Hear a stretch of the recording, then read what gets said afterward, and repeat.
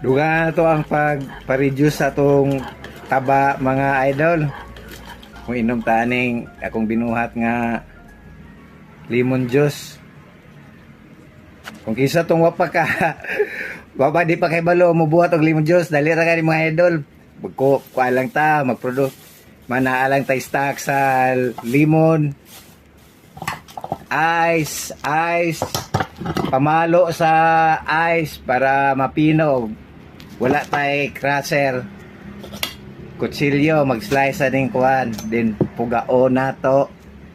Tangag tubig, asukal gamay, so na. Produce na ako ning lemon mga idol, lemon juice. So mga idol, inom ta ni.